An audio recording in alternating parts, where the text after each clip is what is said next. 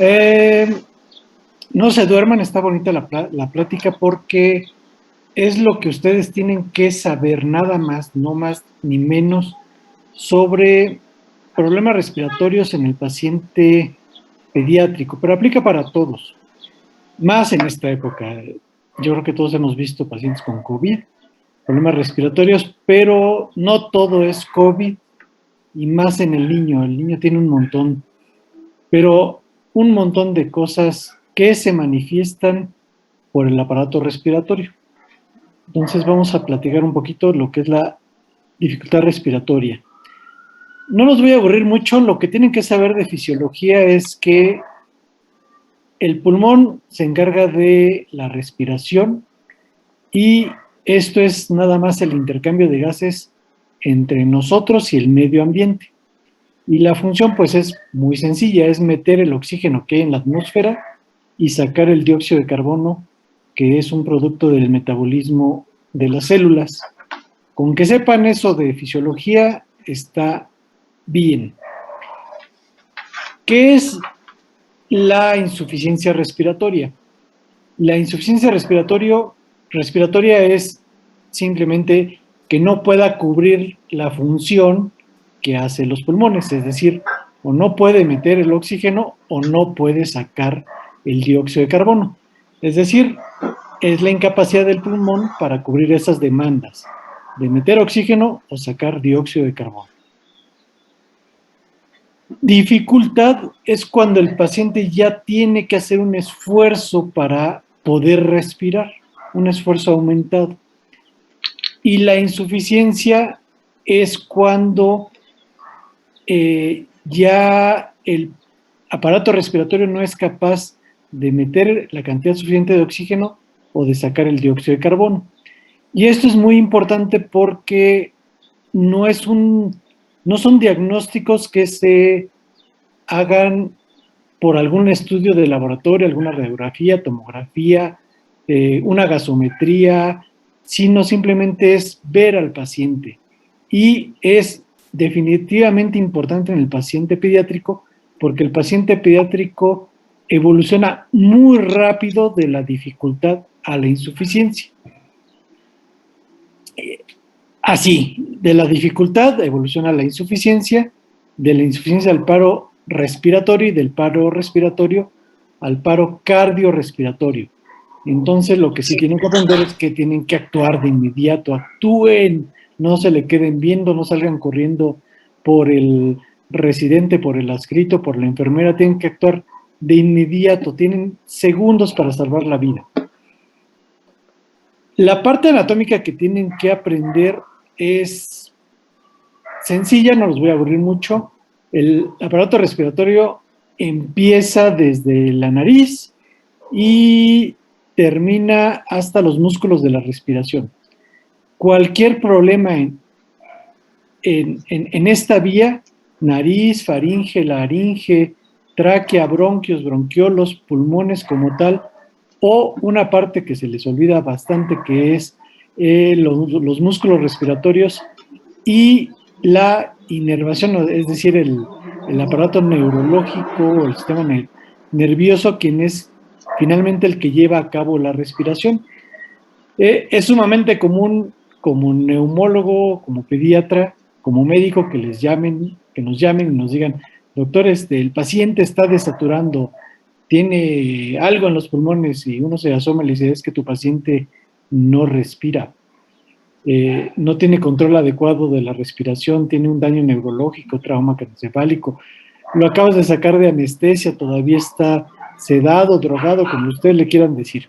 Entonces, también influye mucho el aparato o sistema nervioso y implica desde principalmente el tallo, el tallo cerebral, los quimiorreceptores que están a nivel de bulbo, en médula y receptores que están tanto en los pulmones, quimiorreceptores en las arterias para que detecten un exceso o una deficiencia de oxígeno o de dióxido de carbono.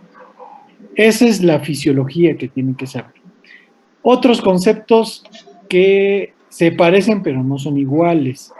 La hipoxemia, que es la saturación baja de oxígeno, y la hipoxia tisular, que es el suministro insuficiente de oxígeno a los tejidos. Aguas, porque ahorita que está muy de moda y qué bueno que ya salieron los oxímetros, que ya todas las familias lo tienen, y usted lo tiene que manejar porque les van a llamar, doctor, mi oxímetro me está marcando que tengo 60, y lo primero que uno le tiene que decir, ¿y cómo está su dedo de calientito? Está bien caliente, porque si no está caliente tiene un aporte sanguíneo insuficiente y les da una falsa oxigenación. Y la hipoxemia solo se puede detectar a través de gasometría. Una cosa es la saturación, que no es lo mismo, oxígeno y saturación, que ahorita lo vamos a ver.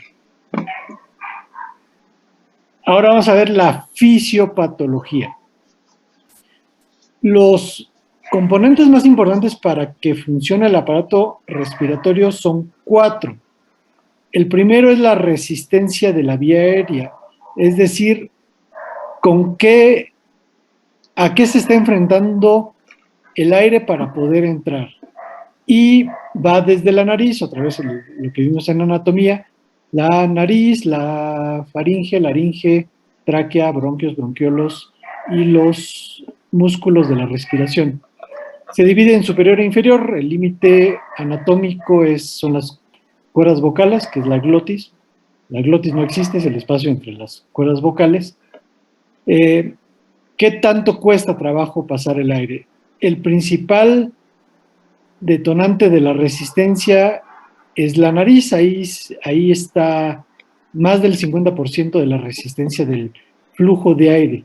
Y lo demás se distribuye principalmente a nivel de los pulmones, pero se distribuye no a nivel lineal, sino a través de todos los bronquios, que son millones, bronquiolos. Entonces la resistencia se hace mucho menor. El siguiente punto es la distensibilidad pulmonar. Y aquí les digo, pues imagínenselo como una esponja.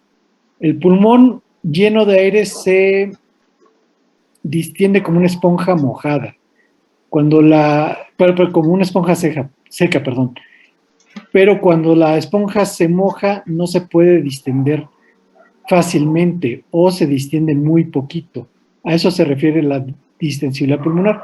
Y eso lo vamos a ver mucho en procesos de neumonía, como es lo que ocurre en COVID, o problemas de caja torácica. Después vienen los músculos de la respiración, que los principales para la inspiración es el diafragma y los músculos intercostales externos, y los músculos de la expiración, que prácticamente son los del abdomen, aunque recordemos que la expiración es pasiva. Entonces los músculos más importantes son diafragma e intercostales externos. ¿Y por qué es muy importante? Porque les había mencionado hace poquito que es muy común que ustedes tengan un paciente con baja saturación y le quieren poner oxígeno, lo quieren dar respiración con bolsa, válvula, mascarilla, le suben el flujo a 15 litros, lo quieren intubar, y el problema es que el paciente no respira. Entonces tienen que fijarse mucho en la respiración, que es la última parte, que es el control a través del sistema nervioso. Hay muchas clasificaciones. Yo les voy a pedir que observen, vean a su paciente, vean cómo mete aire, cómo lo saca, con qué dificultad o con qué facilidad lo puede hacer, qué tanto le cuesta trabajo meter aire, si lo puede referir que le cuesta respirar, si es leve, pues es al caminar, moderado cuando está hablando y severo de plano es en reposo. Si les puede hablar fluidamente es algo leve, si les dice en frases, pues es algo moderado, o si de plano en cada palabra se tiene que detener, es un problema severo. ¿Qué tan despierto está? Su paciente está despierto, puede platicarles, es coherente con lo que está diciendo, es algo leve, ya lo notan agitado, puede decir algunas incoherencias, es moderado, y cuando ya no responde o está estuporoso o de plano dormido o en coma, pues es algo severo. Acuérdense que la respiración y va de la mano con el flujo sanguíneo, entonces el aliado o el aparato o el órgano inseparable de los pulmones es el aparato cardiovascular y el corazón. Entonces, cuando se altera la oxigenación, el corazón finalmente tiene que trabajar más. Si hay para la edad, acuérdense que la edad en, en, eh, en pediatría es indispensable saber cuáles son los valores normales. Tengan ahí a la mano unas tablitas de cuáles son los valores normales de respiración y de frecuencia cardíaca para que vean qué tan rápido se está moviendo la musculatura de la respiración y qué tan rápido está latiendo el corazón. Y siempre lo más lento es algo muy peligroso, mientras más lento sea la respiración o la frecuencia cardíaca es algo muy grave porque recuerden, en pediatría, y me atrevo a decirles que también en adultos, después de la taquicardia o taquipnea, viene la bradicardia y la bradipnea y de inmediato el paro cardiorrespiratorio. Los músculos accesorios, esa es una bendición de los pediatras.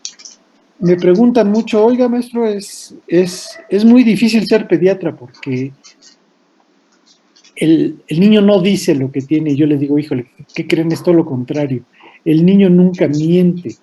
El niño siempre dice lo que tiene, no lo va a decir en voz, pero sí en sus ojos, en su respiración, en sus movimientos, en su falta de movimientos, y es especialmente notorio en el uso de músculos accesorios. El niño les avisa siempre, siempre, siempre, siempre cuando hay algún problema respiratorio. Empieza a mover la naricita, la boca, empieza a escucharse un quejido, se ve cómo se mueven los músculos intercostales y empieza a mover la pancita. Entonces, cada vez que, mientras más músculos accesorios, que son no el diafragma ni los intercostales, sino son los del cuello o los del abdomen, si los empiezan a ver cómo se mueven, es que ya hay un problema de dificultad o de insuficiencia. Después vienen los ruidos respiratorios son sumamente importantes. Acuérdense que si seguimos una anatomía, el primer ruido respiratorio anormal que van a escuchar es el ronquido que se aprecia o el problema viene de la nariz o de la faringe. El siguiente ruido respiratorio anormal es el estridor, que es de la laringe. Después vienen las sibilancias, que indica problema de tráqueo de bronquios, y los estertores, que ya es de parénquima.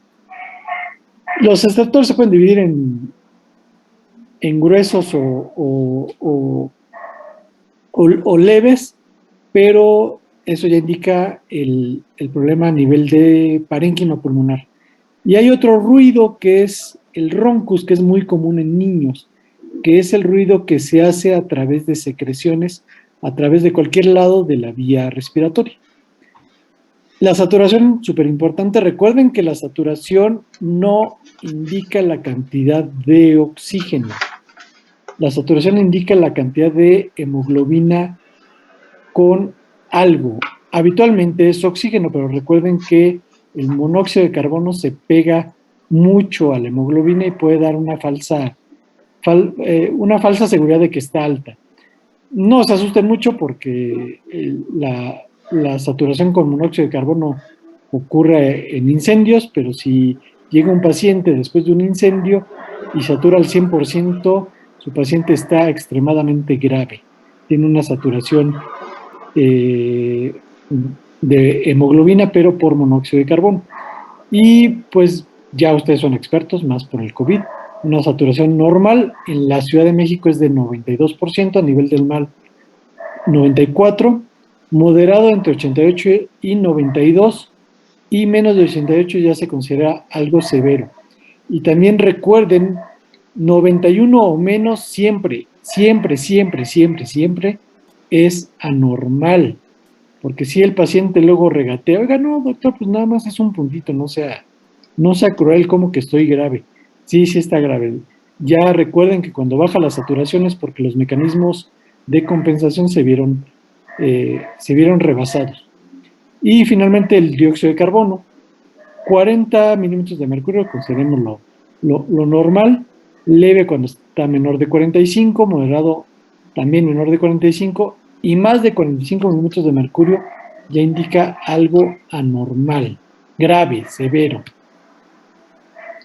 ¿Cómo lo vamos a clasificar? ¿Cómo vamos a saber dónde está el problema? Nada más tienen que aprenderse estas cuatro cosas, porque también es común que el médico joven quiere llegar al diagnóstico de inmediato. Oye, respira feo, ¿qué tiene? No, tiene COVID, o tiene asma, o tiene displasia broncopulmonar, o tiene un cuerpo extraño. No, nunca lo deben de clasificar así. Clasifíquenlo por cuatro grandes grupos y a partir de esos cuatro grandes grupos es mucho más fácil el diagnóstico y sobre todo el abordaje terapéutico. Recuerden que tienen muy poquito tiempo para tomar acción. Si se tardan, su paciente se va a deteriorar y va a caer en paro respiratorio y después cardiorrespiratorio. Y es en serio, Sared, que aquí está moderando, no me va a dejar mentir, que el paro es inminente y es prácticamente en unos cuantos minutos en el niño. ¿Cómo lo vamos a clasificar si el problema está en una obstrucción de la vía aérea superior? Recuerden, vía aérea superior de la glotis para arriba, en un problema de obstrucción de vía aérea inferior de la glotis para abajo, lo que es tráquea, bronquios y parénquima pulmonar. Problema del parénquima pulmonar como tal, que implica ya los alvéolos, pero también el intersticio. Y una alteración en el control de la respiración, que ahí es el sistema nervioso. Cuando ustedes tienen a la mano su saturómetro y la oxigenación está baja, háganse 5 preguntas muy sencillas siempre. La primera pregunta es la más obvia y a veces es la que no nos hacemos. ¿Tiene mi paciente oxígeno necesario, suficiente para que su metabolismo sea normal? Y esto es más para los pacientes que tienen ahí encamados, ¿no? Le llama a la enfermera diciéndole, doctor, la saturación del paciente está en 60 y lo único que pasó es que se le desconectó las puntas nasales ahí a la toma de oxígeno. Entonces, ¿tiene oxígeno suficiente su paciente o tienen un traslado de Acapulco a la Ciudad de México y nunca se explicaron, ay, ¿por qué se me deterioró tanto, no? Si tenía una gripa y estaba saturando bien en Acapulco, sí, pero subieron 2 kilómetros y un cuarto hacia arriba, pero perdón la expresión, pero baja la presión atmosférica y por lo tanto baja la cantidad de oxígeno. La siguiente pregunta, ¿está toda su vía aérea permeable? Es increíble cómo unos moquitos, y lo hemos dicho, lo han escuchado, el moco asesino. Un moquito en la nariz puede matar a un paciente porque no pasa el aire. Entonces, analicen toda la vía aérea.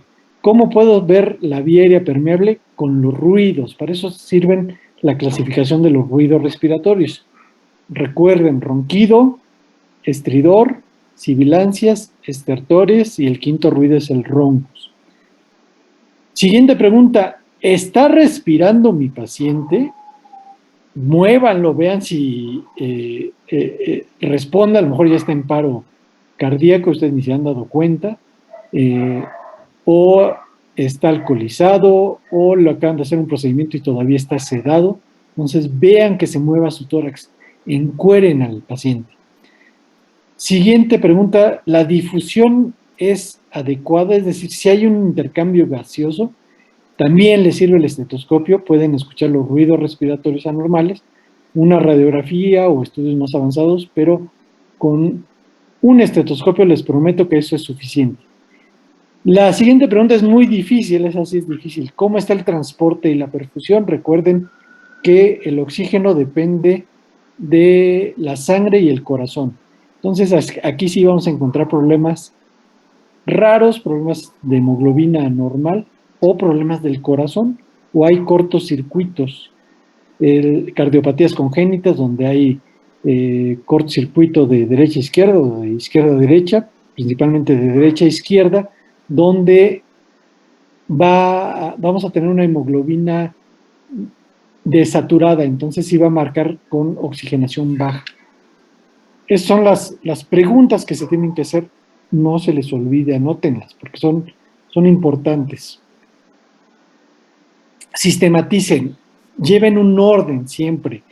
En pediatría somos conocidos como los obsesivos compulsivos porque queremos que todo esté en orden, nos esforzamos y hacemos cálculos así con microgramos de 0.001 mililitro, pero sobre todo sistematizamos. Sistematizar es siempre lleven un orden. Y aquí les voy a pedir, observen, vean, desnuden al paciente. No hay tanto problema con desnudar a niños. Entonces háganlo para que vean bien al paciente, su color, sus movimientos, su respiración. A veces es tan fácil como, véanlo, parece un niño sanito, un niño color rosado que grita, que empuja, que patea su consultorio, que tira las cosas, o un paciente que no se mueve. Signos vitales, no menosprecien los signos vitales y tómenlos ustedes. Háganle caso a la enfermera, pero cuando algo no cuadre, vean los signos vitales. También es una promesa que si ustedes toman los signos vitales van a llegar pronto a un diagnóstico. ¿Cómo está la frecuencia cardíaca, la respiración, la temperatura, presión y saturación? No les toma más que unos segundos identificar esto. Después vean la viaria, obsérvenla, escuchen, vean cómo se mueve el tórax y ya tomen los estudios adicionales. Una radiografía, una gasometría, biometría hemática, ecocardiograma, tomografía, lo que ustedes quieran. Pero el 90% del diagnóstico lo van a tener solo con ver a su paciente y hacer procedimientos muy, muy sencillos como la toma de signos vitales y observar, ponerse el estetoscopio, tocarlo. Toquen como en el Museo del Niño, toquen, jueguen y aprenden, toquen a sus pacientes. El aspecto, ¿cómo ven? Aquí hay tres pacientes. Los tres tienen algo. ¿Cuál sería el paciente más grave? No les voy a poner el audio, yo se los voy a comentar. El primer paciente, la primera pacientita del arriba a la izquierda, se ve triste, no es una paciente que se vea normal, pero tiene buen color, está alerta y la mamá le está consolando. No sabemos qué tiene, recuerden, nunca van a saber qué tiene de inicio y no se aventuren a dar un diagnóstico. El segundo paciente arriba a la derecha, espero que tengan buen color en su pantalla, pero ya se ve cianótico y se ve que está sufriendo. No sabemos qué tiene, no sabemos por qué está morado, pero este paciente evidentemente se requiere una intervención más rápida que la niña güerita de la izquierda. Y el paciente de abajo algo le pasa. Lo sorprendente es que soy yo después de dar una carrerita como de 100 metros, ya me estaba ahí muriendo, pero es una posición que indica falla en la respiración. Algo me estaba pasando, me hacía falta aire. Por mala condición, por la panza, por lo que ustedes quieran, pero ya me hacía falta aire. Entonces, todos los pacientes indican siempre algo. El paciente siempre les dice algo, y más el paciente pediátrico. Esta es la posición del olfateo. El perrito muestra, porque de ahí viene, cómo alza la carita para poder respirar mejor. El niño lo hace, extiende un poquito el cuello y alza la carita para abrir las fosas nasales y que el aire entre mejor. Y además abre la boca. Recuerden lo que platicamos, la resistencia que más aparece está en la nariz. Por eso es que cuando nos hace falta aire, abrimos la boca para eliminar esa resistencia. Encuérenlos, por favor, encueren a los niños, porque ahí se va a ver cómo se hunden las costillitas. Un paciente que se hunde el tórax o que la pancita se mueve en forma discordante con el tórax, es algo ya grave y tienen que actuar de inmediato. Vamos a ver causas comunes de las 4 que ustedes tienen que aprender. Por eso les decía, no me digan qué es el diagnóstico de inicio, porque son un montón. La obstrucción de vía aérea superior va desde las secreciones, el famoso moco asesino, el puro tamaño de los cornetes, las adenoides, las amígdalas, no necesitan estar inflamadas, el puro tamaño. Recuerden diferenciar entre hipertrofia de inflamación. Malformaciones craneofaciales, cualquiera, deformidades de la carita, alteraciones en el canal de parto, vasos sanguíneos en la nariz, en la laringe, en la tráquea, cuerpo extraño en niños. Siempre háganle caso a la mamá, siempre, porque la mamá le dice, todo estaba muy bien, doctor, hasta que estaba viendo la película, llegó su hermano, le dio un zape cuando estaba comiendo sus palomitas y a partir de ahí empezó con tos. Bueno, fue la palomita que se le fue a la vía aérea. Entonces esa es la sospecha de un cuerpo extraño y todo inicia a partir de algo que condiciona esto. El estar comiendo alguna semilla, el estar jugando con la punta del lápiz, como seguramente algunos de ustedes andan por ahí, o comiendo cualquier cosa, lo que ustedes quieran. Es muy común las semillitas en niños. He sacado yo de la vía aérea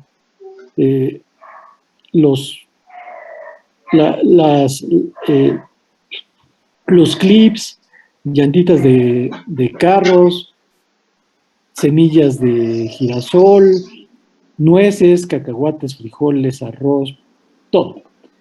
Inflamación, por eso les puse aquí en la diapositiva, itis, todo lo que termine en itis, rinitis, sinusitis, amigdalitis, adenitis, todo lo que implique inflamación, pues finalmente funciona como un cuerpo extraño o como una hipertrofia que obstruye la vía aérea, o la anafilaxia. Masas, ganglios, tumores o iatrogénicas, ustedes, cualquier cosa que ustedes le pongan, alguna sondita, las mascarillas, las puntas nasales pueden obstruir. Vía aérea inferior, continuamos con las itis, la inflamación de vía aérea inferior, tráquea, bronquios, bronquiolos, el asma, que finalmente es una bronquitis crónica no asociada a infección.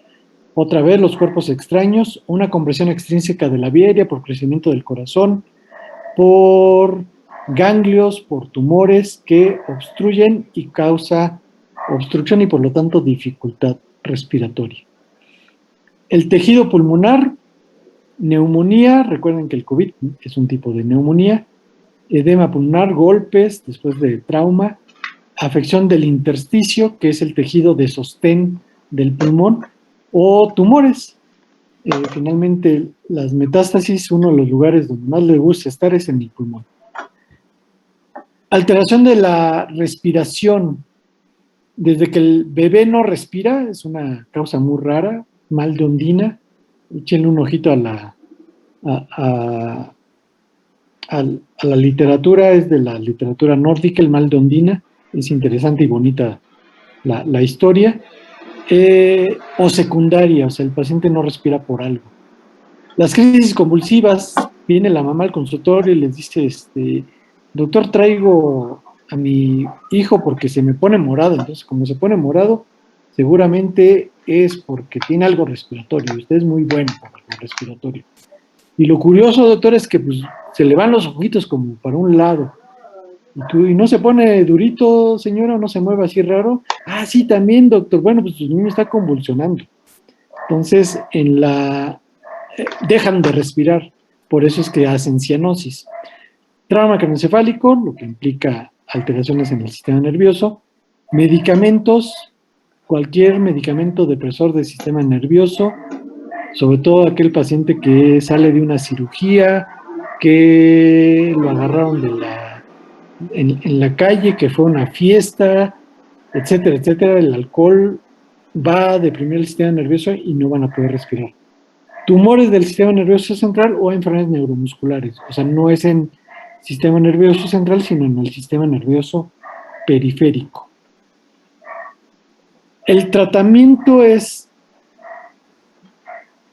muy sencillo. El tratamiento de la dificultad respiratoria, y lo que tienen que saber es, pues, qué le ocasionó esto. Vayan a buscar en las cuatro categorías qué es lo que ocasionó la dificultad o la insuficiencia respiratoria. Lo que sigue, si le hace falta oxígeno, pues póngale oxígeno, póngale al 100% y después le van bajando. Ustedes no se preocupen porque por el hospital que gaste, póngale al 100% y después le van bajando. Entonces no sean avaros con el oxígeno. Entonces póngale lo más que puedan, sobre todo si está o tiene indicios de insuficiencia respiratoria, y hay que mantener una buena ventilación, que es para sacar el dióxido de carbono.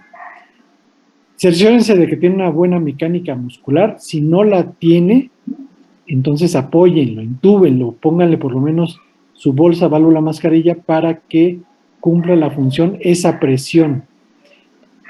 Recuerden siempre, no importa que sean patólogos, ortopedistas, radiólogos, cirujanos, dermatólogos, cualquier especialidad, todas son importantes, todas son hermosas, no hay ninguna mejor que otra. Que el manejo sea integral. Si no sé, pidan ayuda.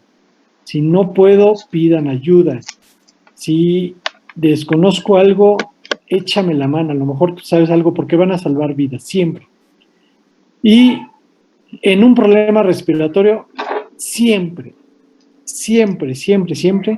será una urgencia. Bueno, fue un poco rápida, espero no los haya aburrido mucho, pero sí quisiera que pregunten mucho, por eso prefiero las presentaciones rápidas para que ustedes hagan todas las preguntas que quieran con mucho gusto.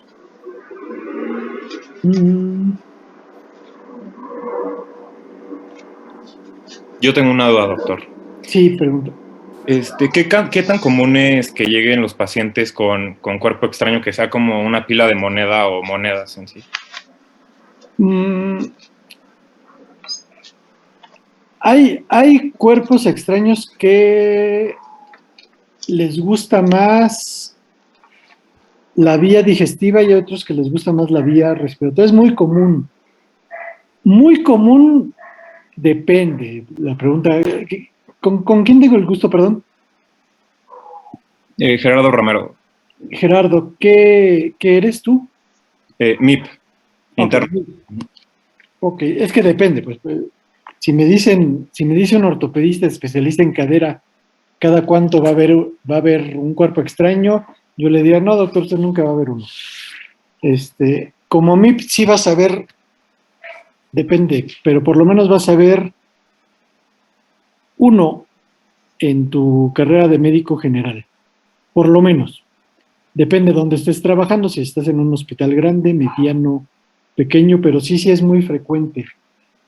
Los cuerpos grandes tienden a irse más hacia la vía digestiva, como las monedas. El problema es que se va a la vía digestiva, pero les gusta mucho el cricofaringio, que es la encrucijada entre esófago y tráquea. Entonces tienen muchas manifestaciones como cialorrea y dificultad respiratoria. Y cuerpos extraños más pequeños como semillas, por eso, por favor, a sus hijos, a sus sobrinos, a sus conocidos, no dejen que coman semillitas porque por alguna extraña razón se van muy fácilmente a la vía respiratoria. Y te puedes tardar 2 minutos como neumólogo en sacarlo, te puedes tardar 6 horas. sea, puede ser algo muy sencillo, puede ser una catástrofe. Y hay pacientes que fallecen por algún cuerpo extraño. ¿Cuál también el que sea? Le repito, hemos encontrado desde clips, huesitos de pescado, de pollo, monedas, canicas, frijoles. El cuerpo extraño más raro que encontré fue las, el, los alambritos que van en las esferas de Navidad, con el que se sostiene. Lo curioso es que fue en mayo, ¿no? Entonces, ¿qué estaba haciendo un chamaco en mayo agarrando una esfera y se le fue a la vía respiratoria? Aquí lo importante es que lo sospechen. Señora, ¿qué estaba haciendo? Todo estaba perfecto, doctor, no entiendo, porque de repente empezó con mucha tos y tos y tos y tos. Si no lo sospechas, se te va a ir ese paciente. Y les prometo que la mamá nos dice, ya cuando llega el subespecialista, doctor, es que se los dirigimos como a 10 doctores, que todo empezó cuando estaba inflando una pelota y agarró el plastiquito ese de la pelota y ahí empezó con tos. Él dijo que se le fue a algún lado y todos los doctores me dijeron, no, pues se le fue a la panza. Entonces, dice, no, oiga, pero pues desde el principio le dijo la señora que todo empezó cuando estaba inflando su pelota y nadie se imaginó o sospechó en un cuerpo extraño. Y los cuerpos extraños hacen cosas extrañas. Apréndanse eso. Entonces sí los van a ver. Es una promesa de que sí van a ver alguno o van a tener algún conocido que se le va ahí el cuerpo extraño, o en una fiesta, en una reunión, van a tener a alguien que se esté ahogando. Aprenden a hacer su maniobra de Heimlich. Sí es muy común. Te aseguro que por lo menos uno como médico general. Si te haces pediatra, pues vas a ver muchísimos. Si te haces neumólogo pediatra, pues prácticamente te llaman una vez cada tercer día para ir a sacar uno de ellos. Gracias. Otra pregunta. ¿Alguien más tiene alguna pregunta o comentario? Anímense, porque esto de verdad es muy común. Yo quiero preguntar, tengo una inquietud. Una batería alcalina de las pequeñas, si se va a vía aérea, ¿qué tanta lesión puede causar? Como es alcalina. Es una catástrofe. Una pila en vía digestiva es una catástrofe. En vía aérea es una super catástrofe. Hace reacción química, depende de lo que tenga, puede tener cloruro de potasio habitualmente, aunque el zinc y litio, y inicialmente se creía que el potasio, el zinc o el litio eran lo que dañaba. No, lo que se está viendo, lo que ya se está estudiando, o se estudió, es que la secreción en el agua hace que se transmita la energía y produce una quemadura. Entonces es una super urgencia. Si ustedes toman una radiografía, a menos que se vea casi el escudo nacional de la moneda, deben considerarlo como que también es una pila alcalina. Sobre todo si es un niño pequeño y se anda jugando con los juguetes o con los aparatos que usan las pilas de botón. Sí hay un aparato y también desafortunadamente cada vez hay más aparatos que usan pilas de botón y también se abren muy fácil.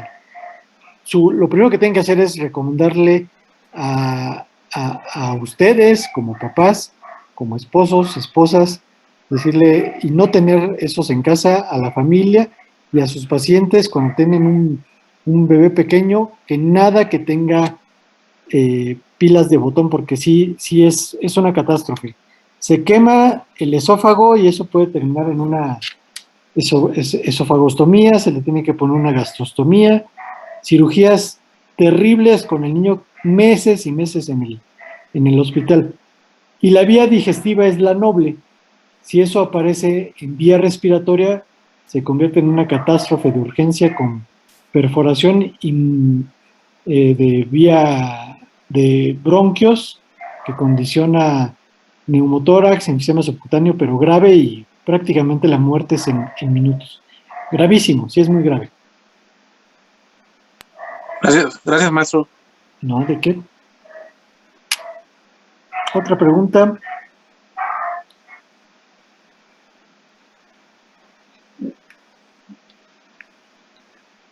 Aldo, No, pues maestro, muchas gracias por su tiempo. Una muy excelente, pues, plática, la información muy, muy, pues, ahora sí que